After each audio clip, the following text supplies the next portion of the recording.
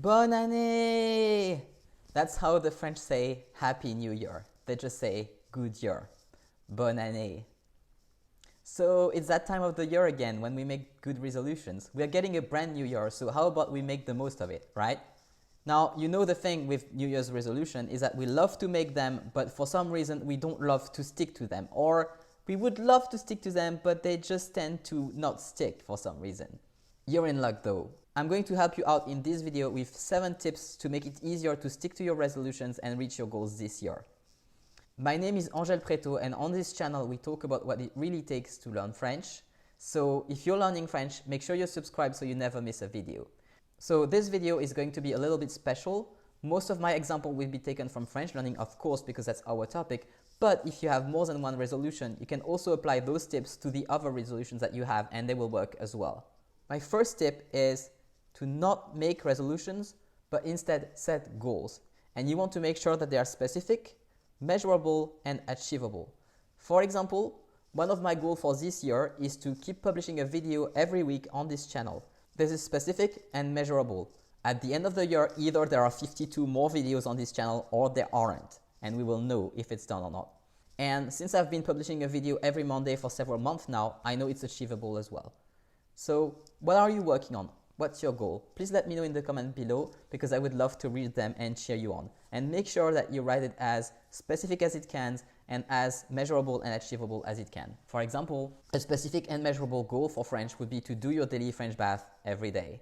Tip number 2 is to not make it too drastic. For example, a resolution like, okay, starting now, I'm only speaking French to my partner, even though you always spoken English to them, is not really likely to happen on the long run.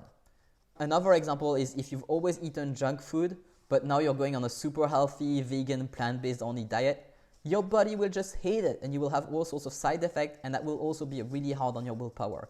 And the same is true for starting to speak French or wanting to, say, study French 2 hours a day from now on. It's just too drastic and you can't make such a big jump. It's basically a variation on making it achievable. You want to make it rather a small pivot and start doing a little thing that will have a big compounded effect over time, rather than completely overhauling your life, because we know that this just doesn't work. Tip number 3 is to watch your willpower. So you might not know this, but we actually have a limited stock of willpower every day. And when your willpower is out, then you're not able to do anything anymore. Because of this reason, it's good to study in the morning when your stock of willpower is high. Or if you're not an early bird, you can take advantage of your most efficient time slot. If you know you're more efficient in the evening, then use this. But make sure you still have some willpower and you won't be exhausted in the evening when the time comes. Tip number 4 is to leverage your environment. You will save a lot of willpower if you make your environment work for you, not against you. A typical example that we often take in self-development material is if you want to work out first thing in the morning, you want to prepare your clothes and your gear the night before, so you just have to grab them and go. Don't make it hard to find your gear, because that will lower the chances of it happening at all. The good news is that there are plenty of ways that you can leverage your environment to learn French as well. For example, you can subscribe to French YouTube channels, so they show up on your homepage when you open YouTube. The same is true for Instagram and Facebook. You want to subscribe to accounts so that you will see them on your feed. You can have songs or podcasts ready to go in your phone or in your car, so it's easy to access them when you're using your phone or your car. You can put up posters around that reminds you of French and even help you learn some parts of the French language. You can use sticky notes to learn the vocab, and so on and so forth.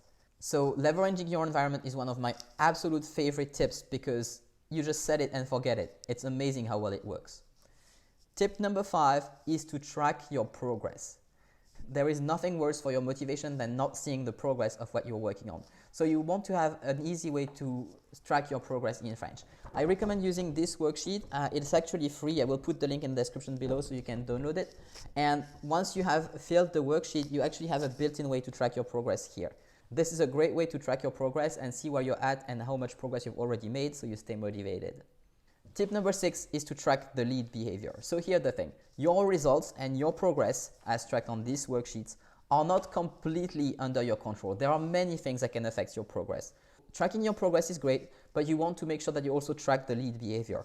The lead behavior is what you do to achieve those results. So in the case of French, that's, for example, reviewing your vocabulary every day, or doing your daily French bath every day, or showing up for your French lessons or your sessions with your coach or your tutor. You want to make sure that you track that. I like to use a habit tracker or just a simple calendar and put a tick on it when I have accomplished my behavior for that day. The great thing with using a habit tracker is that once you've started doing things every day, you'll have a little bit of a streak already, and you just don't want to break the streak, so you keep going. That is a really, really effective way to trick yourself into keeping up a behavior even when you don't really feel like it, because you don't really feel like it, but the streak is already 20 days, so you'll do 21, right? Before I share tip number 7, which is likely the most powerful of this video, if you've already learned something from this video, please click the like button because it really helps other people find the channel. Tip number 7 is to join a group. I'm a huge introvert, so joining a group would not be my first clue to get anything done. And yet, I need to acknowledge that when I'm part of a group, even as a massive introvert, it is a lot easier for me to make progress in a particular goal. For example, I go to Toastmasters and my public speaking skills improve. When you join a group, you automatically get accountability and you get to use peer pressure to your advantage. When you see your peers working towards their goal and making progress, you will also want to keep up the good work. And by the way, there are also plenty of groups online. Personally, I love it because it's very flexible. It doesn't depend on where you live or what time you have available. Here's a caveat though. Choosing a group to learn French, or anything for that matter, can be a little bit tricky sometimes because you need to take into account the group dynamics, if the goals match yours, or if you click with the people or the group leaders, etc. And personally, there is a group which I absolutely love, and you can join it today no matter where you live or where you're at, and that's the French Fluency Accelerator. Obviously, I'm a little bit biased because it's my group program, but seriously, these people are amazing. They are so supportive of each other and so dedicated to learning. I am so happy that I get to interact with these people every day and to give them advice in our Facebook group. It is really one of the best possible space to learn French.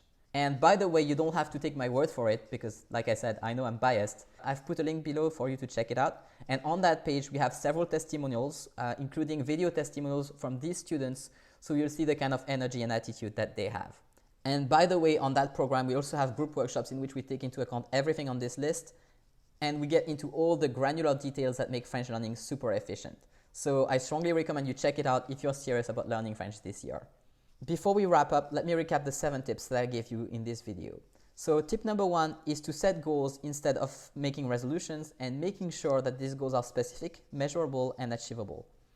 2, make sure that your goals aren't too drastic because it will make it easier to follow through if it's just if it feels like a little tweak rather than a complete overhauling of your life. Tip number 3 is to watch your willpower. You only have a limited stock of willpower every day, so please use it mindfully. Tip number 4 is to make the best possible use of your environment because this will help with saving your willpower. Tip number 5 is to track your progress because when you see the result, you will want to keep going.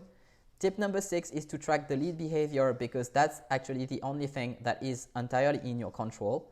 And tip number 7 is to join a peer group and use peer pressure to work for you, not against you. That's it for today. I wish you a great year while you will achieve all your goals.